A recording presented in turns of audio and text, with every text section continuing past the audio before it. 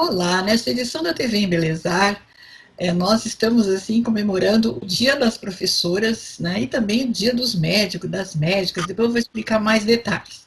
Hoje a nossa entrevistada, vocês veem, é bem jovem, mas olha, tem um currículo invejável. Muita gente vai dizer, mas como que ela é tão jovenzinha assim? Nós estamos falando hoje com a professora doutora Ana Paula Simões. Imaginem que ela é cirurgiã ortopedista, né, ortopedista, traumato, e faz medicina do esporte. Uma das raras mulheres, né? Nós vamos aprender muito hoje, gente. Porque o esporte, na verdade, é uma das mais fáceis e acessíveis fórmulas de saúde, né? Qualidade de vida. Não importa que esporte que a gente vai fazer, que idade. O negócio é o seguinte: ele nos dá condição de relacionamento social, né? Amador ou profissional, não interessa. O que interessa é que a gente fica ligado em outras pessoas, curte, não é? Um campeonato, que quem sabe consegue uma vitória, né? E nesse movimento todo, a pessoa cura até os males da alma. Eu acho que o esporte tem essa benesse, né? E hoje nós vamos aprender muito com ela, com certeza, né? Então eu convido agora para a doutora Ana Paula Simões, convido agora a doutora Ana Paula Simões a cumprimentar aqui as nossas internautas, os nossos internautas da TV Embelezar. Olá a todos, é um prazer e a honra é minha de estar participando aqui para poder contribuir um pouquinho da parte ortopédica, da parte de prevenção de lesões. Então a honra é toda minha poder contribuir para vocês um pouco, falar do assunto que eu amo, que é esportes.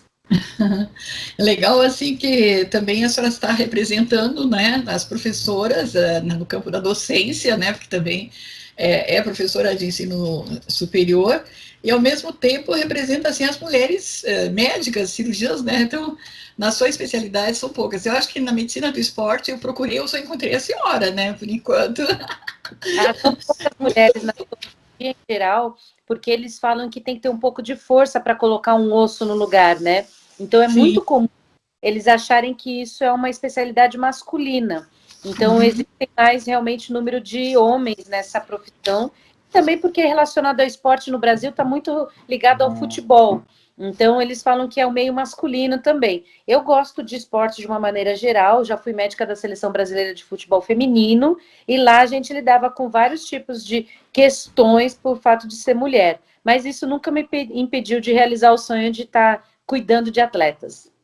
No caso, a senhora também já foi atleta? Eu já fui nadadora, mas o meu nível foi só até sul-americana, não cheguei a mundial e nem às Olimpíadas. Então, eu fiquei ali por conta do meu 1,65 numa modalidade mais nacional. E neste caso, o trabalho que fez com as moças digamos, nos campeonatos, o que percebeu em termos de lesões? Eram muito graves, elas choravam muito, tinham medo, cansaram, se entregaram aos cuidados. Como que era assim? Vamos lá, começar por essa parte.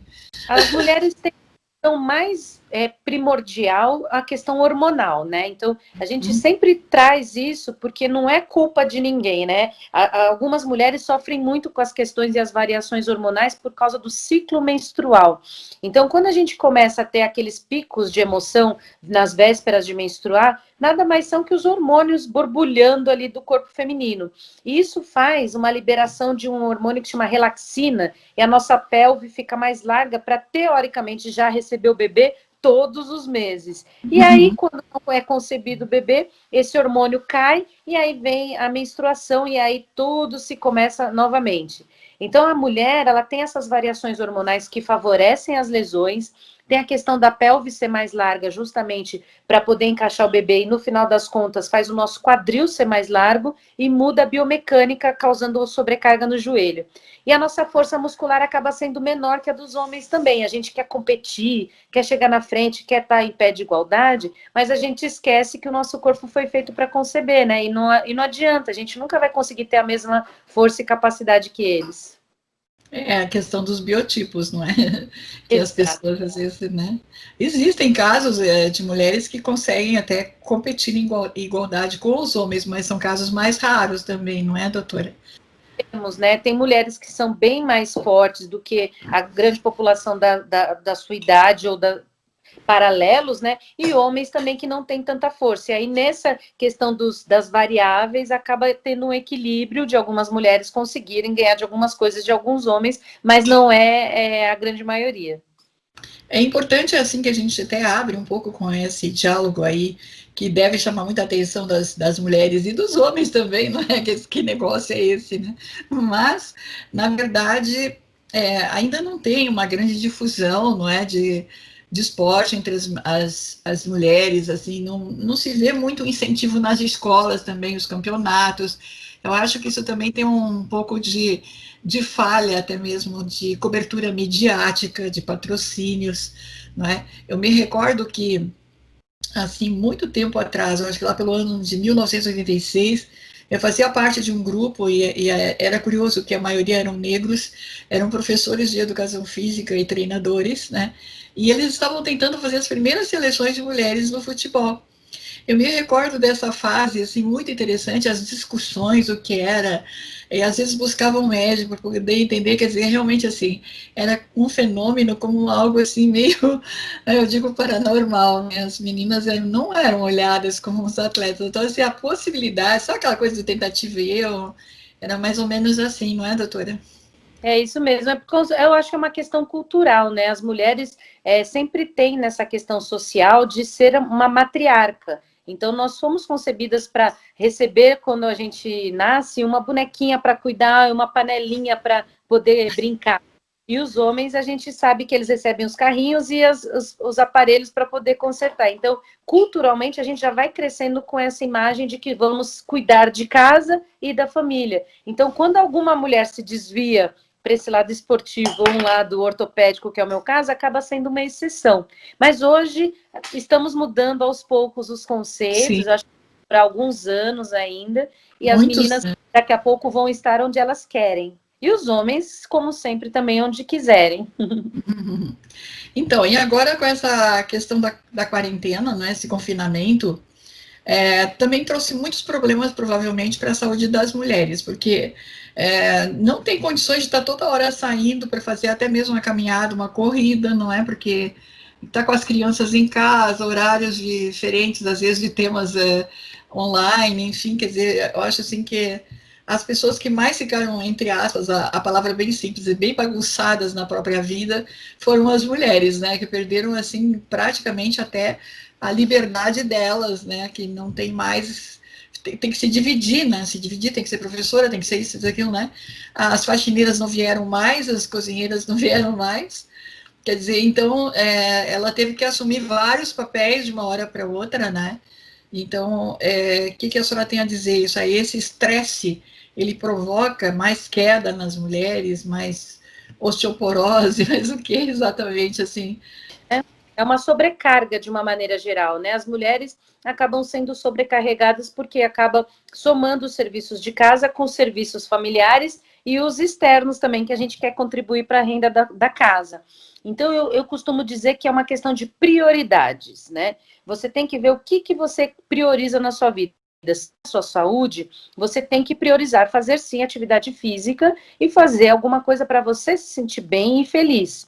Então, todos os dias eu treino, todos os dias eu arrumo um horário. Se eu não tenho um horário, eu acordo cedinho de um horário que não vai me responsabilizar com os meus outros compromissos. Então, vou dar um exemplo de hoje. Hoje eu tinha essa entrevista, eu deixei de treinar à noite e fui treinar bem cedinho para poder estar aqui com vocês. Então, as prioridades a gente tem para cada coisa que a gente vai dar um valor na nossa vida. Então não adianta as pessoas falarem assim, ai, eu não tenho tempo, como ela tem tempo. Todo mundo nasceu com 24 horas para cumprir o dia. E cada um distribui esse tempo de acordo com a sua prioridade. É lógico que tem a cobrança familiar, então é uma questão de você conversar com seu parceiro ou parceira, para ele também distribuir essa função com você. Por exemplo, se você está em casa e o seu parceiro não te ajuda em nada, eu acho que vale a pena conversar para ele te ajudar. Hoje você pode olhar as crianças, hoje você pode me ajudar a secar a louça, e aí a gente vai negociando as coisas, porque sozinha realmente fica muita coisa, muita sobrecarga. Muito estresse, né?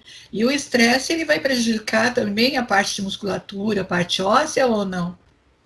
Sim, o estresse ele desencadeia vários problemas físicos, emocionais, inclusive as mulheres ficam deprimidas e ficam assim, acaba entrando num ciclo que eu falo, é um ciclo que não é do bem, né? É um ciclo vicioso, é um ciclo que você engorda, você fica triste, fica de uma maneira geral nem se amando mais. Então, para quebrar isso, você precisa, primeiramente, retomar as rédeas da sua vida e sentir o amor próprio para você se cuidar, se alimentar bem, praticar um esporte, ter uma felicidade dentro de você para você se cuidar. E aí sim, com esse ciclo virtuoso, você vai deixar de ter as lesões e os problemas que a gente chama causados por conta dessa questão de você não estar se cuidando. Uhum. Falando em cuidados, né, na área de beleza, nós temos, assim, a maioria dos profissionais cuidadores, né, da beleza humana, que vai dos cabeleireiros, maquiladores, pedicures, enfim, né, os massagistas, olha lá, fazendo força para deixar a gente elegante, né, fisioterapeutas, enfim. Eles têm um problema grave que é o esforço repetitivo, não é? Então, por enquanto, muitos não estão conseguindo trabalhar normalmente. Eu até verifiquei com uma pessoa, né, de área de podologia, na outra que faz a massoterapia, a gente marca, mas tem que ter um espaço grande entre uma e outra, não está atendendo mais tantas pessoas, né? E essa parte aí também dificultou, não é? Aí, no caso, a pessoa que está acostumada a fazer, sei lá, 4, 5 massagens, de repente, assim, tem que cortar tudo isso, também faz mal para ela. O que é pior, o esforço repetitivo ou essa ansiedade de não poder desenvolver o seu trabalho corretamente, né? É muito difícil lidar com quem faz repetição do mesmo movimento, porque é o trabalho dela, né? O Uhum. conselho que eu dou é alternar pelo menos as posições e mudar o estímulo que você faz para o seu corpo, porque essas pessoas que repetem o mesmo movimento, existe uma tendência muito grande de ter tendinite, artrose, bursite, problemas posturais. Então, por exemplo, eu atendo dentistas que ficam ali o dia inteiro no dentinho das pessoas, vem tudo dolorido a mão, a coluna cervical. E aí eu falo, troca o braço, troca a cadeira de lugar, muda o esforço que você faz e, por outro lado, você tem que fortalecer os seus músculos, porque é uma tendência mesmo dessas pessoas se machucarem por a doença ocupacional. Então, é muito difícil. Outra forma que eu costumo recomendar às pessoas, a gente direciona muito o nosso trabalho só para um ganho. Então, eu falo para as pessoas, todo mundo tem que diversificar a sua renda. Então, se você tem uma lesão por esforço repetitivo, vale a pena você começar a investir em outras formas de ganhar dinheiro para você tirar daquela questão o seu ganha-pão e provavelmente que você não vai suportar por muito tempo. Então, você começa também diversificando a renda, fortalecendo os seus músculos para evitar essa repetição e trocando a posição. Certo. É uma excelente dica mesmo, e eu acho que é muito importante. Agora as pessoas vão recomeçar e devem recomeçar cheias de ansiedades, né? De repente a pessoa já vai descuidar disso aí também, né? Preocupada em atender bastante clientela e tal, e vai ter o descuido com a sua condição repetitiva, né? De esforços ali continuados. Quanto mais atender, também mais problema vai arrumar, não é? Que não É tem preferível que cuidado. essa pessoa, em vez de pensar em quantidade, pensar em qualidade, aumentar um pouquinho o preço dela, na questão que a gente falou do cabeleireiro, para poder atender um pouquinho menos, ganhar o mesmo valor, se ele cobrar um pouco mais, e ele trabalhar menos volume, para que ele não faça tanta repetição do mesmo movimento. A gente também tem uns dados estatísticos aqui que são muito interessantes, o quanto a nossa cidadania, né, as pessoas brasileiras, elas estão envelhecendo, o alto índice de envelhecimento é bastante expressivo, não é? E às vezes a gente fala assim, envelhecimento, a pessoa está pensando lá, eu com 73 anos, eu com 80 anos, a pessoa está pensando, a velhice é uma coisa muito lá adiante, né? Mas, na verdade, quando começam os sintomas de menopausa e andropausa, e quase ninguém se prepara, né, já está começando os primeiros passos do envelhecimento, não é? Se eu estiver errada, a senhora me corrige. Mas, É, enfim, ali começa, né, começa todos os problemas, ósseos, musculares, circulatórios e tal. E o que a gente pode dizer, assim, tanto para o homem quanto para a mulher, assim, mais ou menos, um marco desse tempo e quais são os principais desgastes, vamos dizer assim, né, que ele já vai começar a apresentar e que tem que ter de atenção e qual a solução também, né? A gente tem a curva populacional da terceira idade mudando a cada ano. Está cada vez as pessoas ficando mais velhas e durando mais tempo, né? Antigamente os idosos eram considerados com 60, 65, agora já está com 70. O governo vai mudando essa data, né, da aposentadoria. Então, na medicina também as pessoas estão se conservando mais. Então, os hormônios, principalmente do masculino e o feminino, começam ali em torno dos 40, 45 a decair, que é a menopausa e a andropausa. Os dois têm a queda hormonal. E com essa queda, começam as deteriorizações da cartilagem dos nossos músculos. Então, vai ficando tudo molinho, capenga, a pele começa a desabar, tudo assim, porque é a gravidade e a natureza humana acontecendo.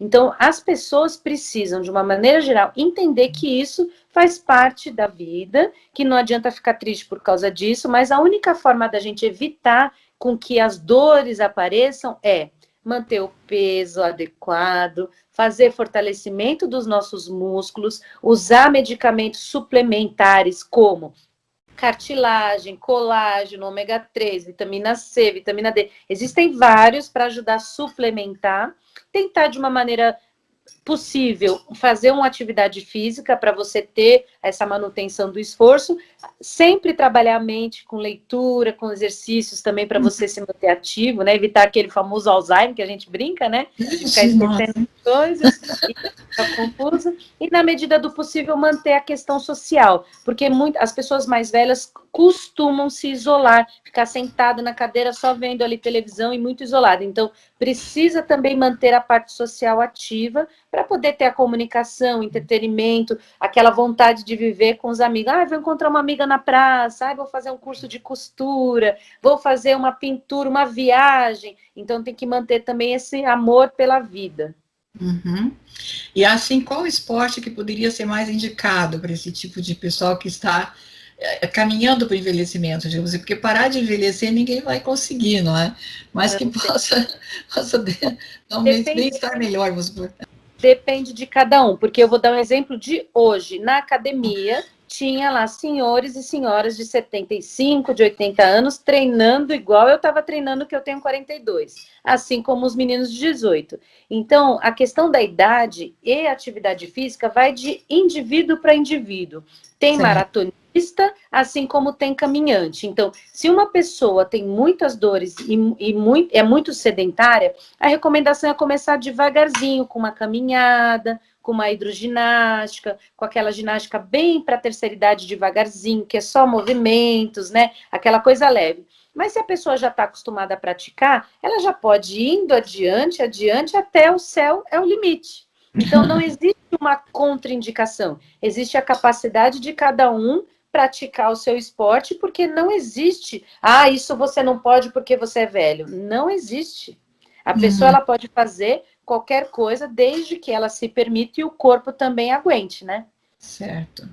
Agora, nós temos um alto índice também de pessoas com variadas deficiências.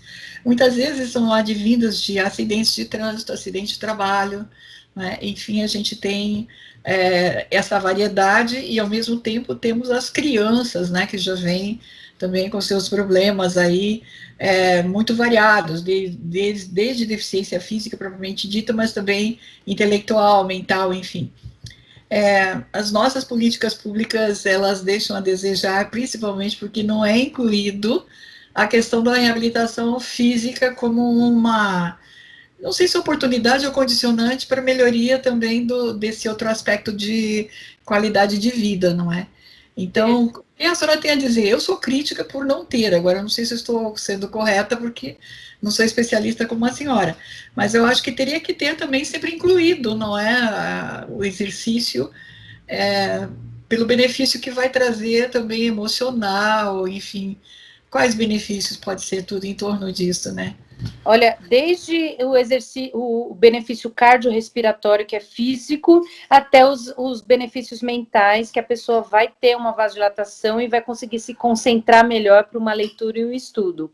Então, a gente vê nas escolas públicas a educação física incluída, mas a gente não vê, em algumas modalidades, a obrigação de fazê-la. Então, eu acho que vale a pena as pessoas terem essa conscientização de fazer o esporte dentro das escolas e as outras outras modalidades, os cursos, as faculdades, enfim, como uma forma realmente da pessoa relaxar, liberar um pouco o estresse que causa ali aquela pressão da profissão, e até mesmo para ela ganhar o condicionamento para aguentar ficar horas sentada, horas em pé ou horas no esforço repetitivo. Então, o esporte ele tem N benefícios. Seria assim, a gente ficaria aqui horas e horas falando de tudo que a gente sente, mas eu costumo falar, só você indo lá fazer para sentir os benefícios, a sensação de prazer que a gente tem com a endorfina circulando no nosso corpo. Melhora o humor, melhora o sono, melhora você, a concentração, a leitura, o pulmão, o coração, a circulação, desentope aquelas questões da gordura no sangue, né?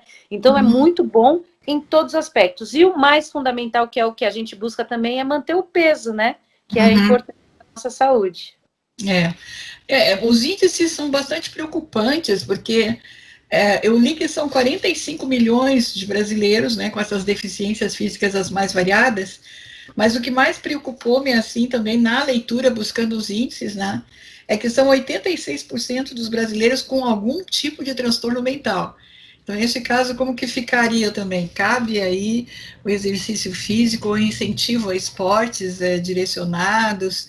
Tem que ter professores treinados também para lidar com essa população, né? Exatamente. Eu falo que o exercício é o melhor remédio. Na verdade, essa é uma frase que os médicos usam, porque antes de prescrever um agente para fazer a insulina na barriga no diabético, a gente fala, corta o açúcar e vai fazer exercício. Ninguém sai dando remédio assim para a pessoa que tem pressão alta. A primeira coisa é, vá fazer caminhada, vai fazer um exercício, volta daqui 30 dias repetindo os exames, porque se a pessoa consegue diminuir as taxas da doença com atividade física, não precisa de outra coisa. É o remédio mais barato que tem, é a prática esportiva. Então, a pessoa precisa entender que se ela também não tiver o amor próprio de ir lá fazer atividade, não vai ter remédio que substitua essa questão.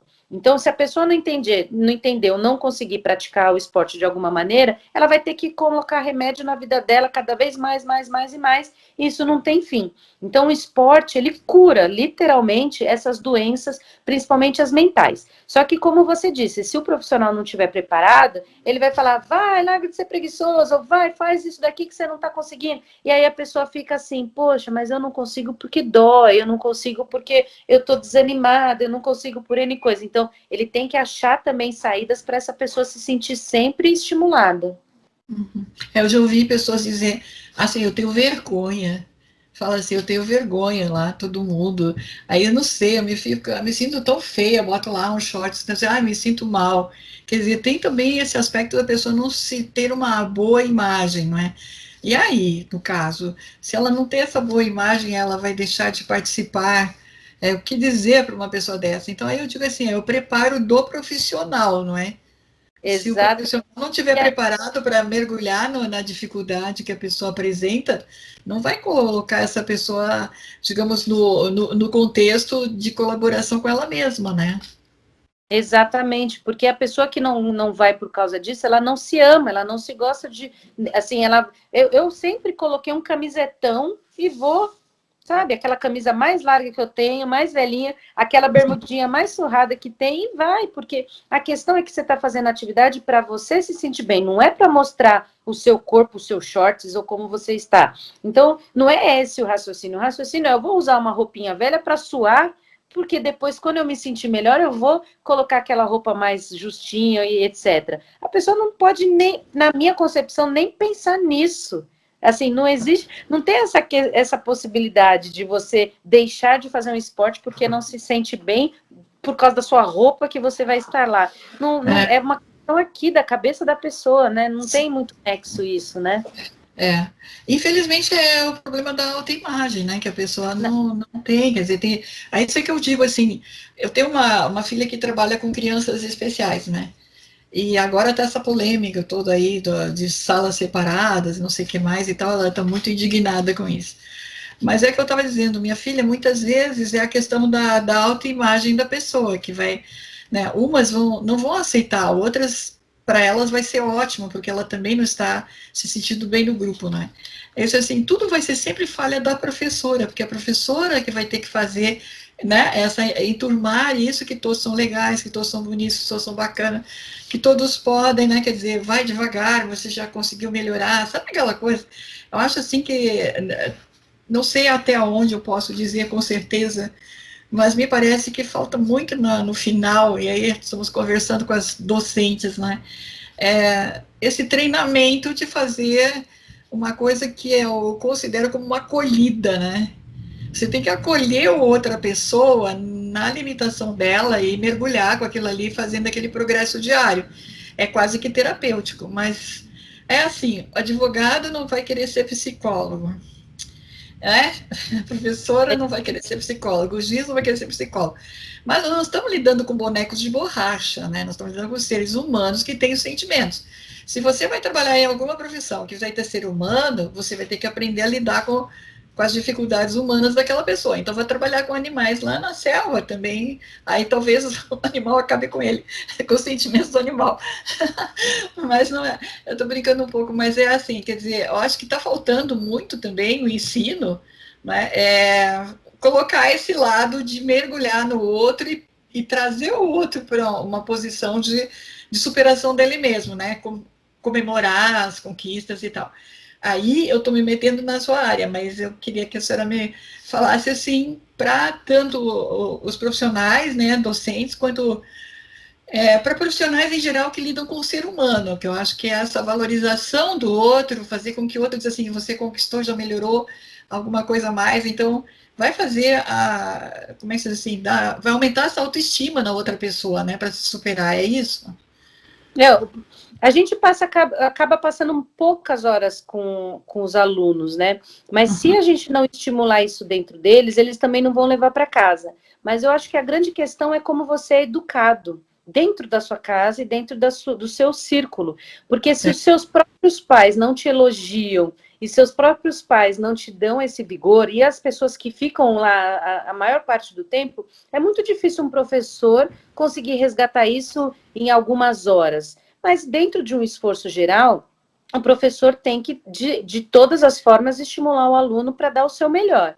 Só que tem alguns alunos que realmente têm essa questão do bullying hoje em dia, tem essa questão que eles se isolam, e aí, nesses casos, vale a pena você fazer um trabalho individual com terapia, com psicólogo, e tentar levantar a autoestima com esse acolhimento que você referiu. Mas isso é uma coisa muito difícil a identificar. Inclusive, você vê hoje, tem vários casos de suicídios com crianças jovens, adolescentes, por conta dessa questão que muita gente, nem a própria família, identifica. Então, a dica que eu sempre gosto, quando eu falo uma frase, usar esse termo. A dica é, tente sempre estimular o seu próximo e dando elogios. Eu gosto sempre de falar para você, nossa, como você está linda hoje. Receber um paciente falando, olha, você está com uma pele boa, olha que sorriso, você está andando melhor hoje.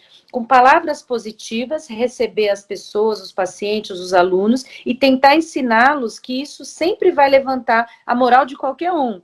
Então, receber bem, tratar bem, ser gentil com o próximo, e aí a gente vai levando a sociedade para toda essa linha mais positiva, né? Só que, sim, realmente, tem que ser um trabalho conjunto, todo mundo levando essa positividade para todos. Talvez uma nova disciplina, né, nas universidades, nas faculdades, né, eu sempre acho assim que a assistente social é a primeira porta para poder entender qualquer dificuldade que está tendo num grupo, porque ela vai conversar, né, devagarzinho e vai conseguir às vezes detectar de uma forma mais fácil, não é terapêutica, não é, e vai conversando, vai indo, tem condições às vezes de ir na casa da pessoa, na família da pessoa, né, no ambiente de trabalho, ela vai conseguindo mapear devagarzinho e vai chegar muito mais rápido para trazer a solução para um profissional adequado, né? E tratar as pessoas como ser humano, eu acho que está tudo muito frio, né? Está tudo muito matéria. Agora, esse mundo digital, o que a senhora me diz? Se tem tanta gente com problema mental, tem tantas dificuldades para as pessoas se recuperarem, né? Porque se ela está assim, sem amor próprio, ela não vai se exercitar, ela não vai fazer uma dieta, ela não vai buscar qualidade de vida, concorda? Ela vai ficar ali fechada. Então, neste caso, já tem até uma matéria que se chama depressão digital, né? Quer dizer, que eu achei uma coisa espantosa isso aqui.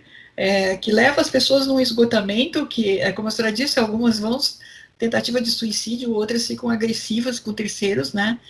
E dizem que é exagero estimulado constantemente pelo serviço de internet digital.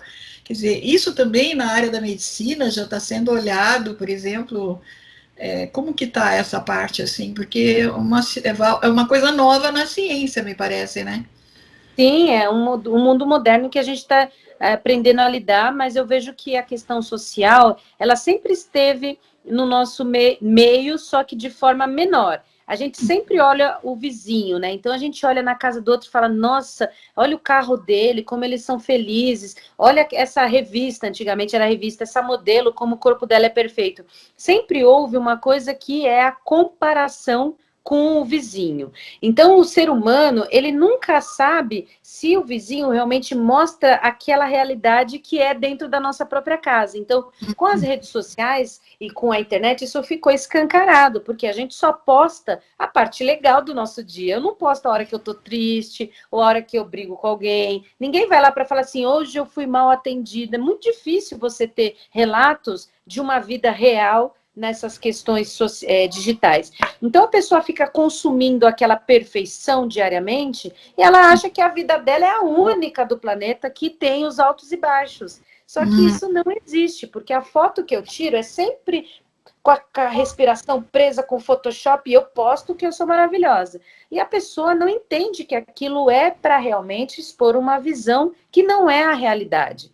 A questão se as pessoas se entenderem ou se elas enxergarem que a vida não é assim, aí a ideia é que você precisa fazer um trabalho interno realmente de conscientização que não é por aí. Só que isso é muito difícil, a gente demora. Eu demorei para amadurecer que eu tenho que me amar, que eu tenho que gostar do meu corpo, que a vida e a felicidade está nas pequenas coisas, e não porque eu não tenho uma bolsa de marca. Então, é difícil a gente amadurecer nesse ponto. Vai passar por uma fase de comparação, mas tomara que essas fases não sejam tão depressivas. As pessoas têm que sair rápido, entender, amadurecer e ver que a vida é muito mais você estar com os amigos, com a sua família, estar feliz, você respirar, você se alimentar, viajar, ir ali numa cidade nova, conhecer um novo local. Essa é a razão real da vida e da nossa existência, e não no consumo e nas coisas materiais e na comparação com a vida alheia. Uhum. Então, assim, digamos que poderíamos usar a palavra se reinventar. Nós estamos numa fase que a gente teria que se reinventar diante dessa realidade pós-traumática, não é? Vai trazer grandes problemas para a economia, para as finanças, né? Perdas grandes que tiveram, né? De familiares, de emprego, enfim, quer dizer, hoje foi um período com muitas perdas, né? E aí a pessoa tem que se inserir de novo na sociedade de uma forma que ela se sinta produtiva, vamos por assim, né? Não tão carenciada, e seria se reinventar para uma nova fase, mais ou menos isto? Exatamente, de todas as formas. Agora, por conta da pandemia, ainda mais, né? Porque a gente está vivendo esse mundo digital de forma intensa. A transição que demoraria anos foi acelerada por conta da pandemia. Então, as reuniões que a gente demorava horas para chegar por conta do trânsito, agora a gente faz assim, de forma virtual. Então, o É, mundo acelerou alguns anos da nossa evolução e a gente tem que acompanhar isso de forma saudável, sem estresse, sendo consciente desses excessos, né? Para a gente não ficar consumindo muita informação, até mesmo para você não ficar maluco, né? De tanto saber e tanta superficialidade, né? Um bom livro ainda vale a pena. é verdade. Agora, vamos supor assim, a senhora teria, do ponto de vista como professora, né, vamos pensar também na área do ensino superior, a senhora como médica, né, que também está num local onde tem pessoas com mais carenciadas no atendimento também, né, que é o pessoal da Santa Casa, a senhora também tem a sua clientela particular, quer dizer, como que a gente vai poder dizer agora, nesse momento, para as autoridades, vamos dizer assim, tá? O que a gente está observando na medicina, digamos, voltando à população mais carenciada, que não adianta a gente negar, porque é o maior público que nós temos no país, né? E ao mesmo tempo também a questão do ensino, não é? Porque não é todo mundo que conseguiu segurar, uma faculdade particular, a maioria teve que trancar, não é? E aí todo aquele sonho, né, que já estava, às vezes, segundo, terceiro ano, ele parou tudo, agora como é que vai recomeçar, né? É E muito nós temos difícil. aí né, o que a gente pode apelar para as autoridades? A senhora acha que vale a pena a gente fazer cobranças, fazer grupos para pedir explicações, orientações, como é que eles vão agir agora daqui para frente, né? É uma questão de economia, né? Da economia mundial. A gente tem que ter, de certa forma, um discernimento de quanto a gente ganha e o quanto a gente pode gastar. Então, as pessoas, elas têm essa questão do consumo muito exagerado e a gente não sabe exatamente saber cuidar do nosso dinheiro. Então, as pessoas que não têm uma reserva realmente ficaram mal nesse período. As pessoas que não conseguem ter essa questão de você saber o quanto você ganha, o quanto você pode gastar, o quanto você pode investir. Então, realmente ficaram bem mal nesse período. Inclusive, algumas pessoas perderam o emprego.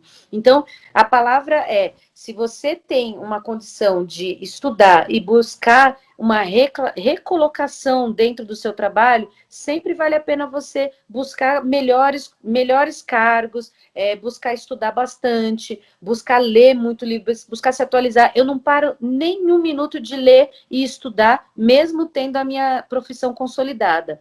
Então, o que as pessoas não podem é se encostar eu quero receber um benefício, eu quero receber não sei o que do governo, eu quero bolsa isso, eu quero bolsa aquilo. A gente tem que querer ganhar educação, então a gente tem que lutar para que o nosso governo nos forneça educação, nos forneça cultura e nos forneça a base para ser um país melhor, e não querer ganhar o dinheiro em cima de outra pessoa. A gente tem que lutar pela nossa base ser melhor. Eu acho que é isso a nossa luta, a luta por educação. São coisas básicas que são obrigações do Estado, né? Proporcionar a condição de que a gente vai fazer tem um atendimento à saúde de forma adequada, né?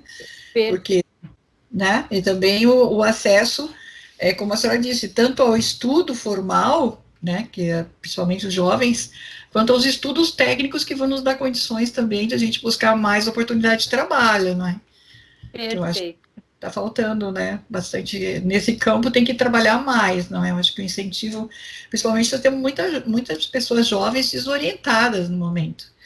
Elas não têm culpa se não está tendo uma orientação generalizada e correta para eles, né? Exatamente, as pessoas têm que buscar na internet, assim, olha, eu fiz uma graduação, aonde eu posso fazer uma pós, aonde eu posso estudar mais, onde eu posso fazer um curso técnico. Então, as pessoas têm que buscar sempre estudar para se cada vez mais entender mais sobre os assuntos, para quando você for buscar uma vaga de emprego, você está bem qualificado e conseguir aquela vaga. Então, eu acho que é exatamente isso, as pessoas têm que buscar sempre ter educação e que a gente consiga ter acesso a isso. A saúde é fundamental, você disse tudo, a saúde tem que ser uma premissa de todo ser.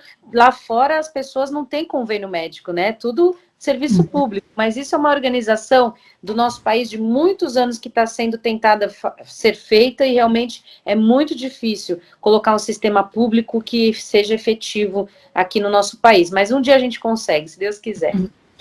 Sabe, doutora, que eu gostei muito de fazer a sua entrevista, que a senhora é jovem, e eu creio que a grande mensagem que ficou hoje com a sua entrevista, principalmente para as pessoas jovens, né? Que quase ninguém fala para eles, né? Eu acho que o mundo jovem tem muita censura. Então, todo mundo sempre, não sei o que, sabe? Aquela coisa assim de dar oportunidade para que eles contem como que eles estão vencendo, como é que estão, né? No caso aí, olha, veja que beleza de currículo, né? E já E a minha escola agindo a favor de outras, né? Eu estudei em escola pública e fiz a minha faculdade de medicina com crédito educativo do governo. Então, eu não Então, tive pagando nada para mim, não. Eu consegui tudo pelo meu estudo e por bolsa. Então, eu gosto de reforçar as pessoas que, às vezes, a pessoa, é médico porque tem dinheiro. Nada disso. Aqui eu estudei em escola municipal, eu fiz magistério no Cefam, que é um colégio integral do governo, onde eu tinha uma bolsa, e depois, quando eu passei em medicina, eu peguei o crédito educativo do FIES e consegui pagar minha faculdade 10 anos depois com o meu próprio trabalho. Então, é exatamente o que você falou. Os jovens hoje, eles conseguem tudo o que quiserem, basta estudar e correr atrás. e ter esse exemplo, testemunho, que é o que a senhora está passando agora, que eu acho que fica todo mundo só fazendo crítica, né? Mas ninguém está mostrando como é que as pessoas estão superando, vencendo, que é para eles terem essa oportunidade de incentivo, se espelhar, não é? Quantas moças, talvez ouvindo o seu depoimento agora, né? Você assim, poxa vida, ela conseguiu, eu vou tentar também, né? Rapazes, bom, eu vou tentar, é isso que eu quero e vou fazer o mesmo, né? Então, eu acho que está faltando no nosso mundo de comunicação em geral, né? Digamos, a segmentada até os grandes grupos, são esses exemplos que a gente precisa passar, né? Eu acho que é muito importante, eu estou muito encantada com o seu trabalho, com a sua apresentação. Eu não sei, eu esqueci de perguntar se a senhora faz palestras, se tem algum livro que queira indicar, algum site, também fica à vontade, viu, doutora? Pode falar. Muito feliz, e eu fico à disposição para quem quiser conversar comigo. É só colocar meu nome na internet, Ana Paula Simões. Vai vir tudo lá para vocês. O site, onde eu escrevo, onde eu dou aula, é bem simples e fácil de me achar. Ortopedista, se quiser colocar também, mas eu fico à disposição para poder inspirar, orientar e falar qualquer assunto que vocês que estão nos vendo, se quiser alguma pergunta, também fica à vontade. Nós vamos passar todos os seus contatos aqui também, não é? Que fica mais fácil do pessoal, né, encontrar. Tá? Então, meu grande agradecimento, eu estou muito honrada, sabe, muito feliz, né? Quando eu disse, nossa, não é possível que eu vou conseguir falar com ela. Eu fui contatar a sua secretária, assim, muito, né? Mas felizmente deu tudo certo, estou muito gratificada, parabéns aí à sua família, seu esposo aí está colaborando também para a senhora deixar esse tempo com a gente aqui, né? Ele está aqui na frente, ó, o maridão, sempre dando apoio. Tem que mais cuidar mesmo. Tem que cuidar. Eu falo sempre que é uma rede de apoio. Se não fosse ele, eu não seria nada, porque ele que me ajuda em tudo. Minha família e meu amor. Então, é isso que é importante, né? Trazer esse exemplo para todas as pessoas, né? Se não tem uma colaboração familiar, aonde a gente vai encontrar? Né? Então, a primeira coisa que a gente tem que pensar sempre assim é como é que uns vão ajudando os outros, né? E o crescimento de todos crescem, não é? Eu estou muito agradecida, doutora, mais uma vez, muito comovida por essa oportunidade que a senhora, né, veio assim de uma forma tão simples, mas deixou mensagens muito profundas, tá?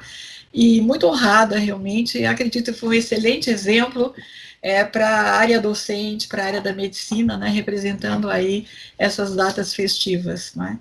Esse mês de outubro, né, outubro rosa, daqui a pouco já entra o novembro azul, né, e todas essas dicas foram muito importantes para esse campo também, né? Muito obrigada, viu? Eu que agradeço. Boa noite para vocês. Gente querida, assim, nós estamos terminando mais essa entrevista, assim, show, né, gente? Vocês adoraram? Então, a TV Embelezar deixa um grande abraço para vocês e até a próxima edição. Cuidem-se, vamos buscar ficar mais bonitas, mais saudáveis, tá? Até lá!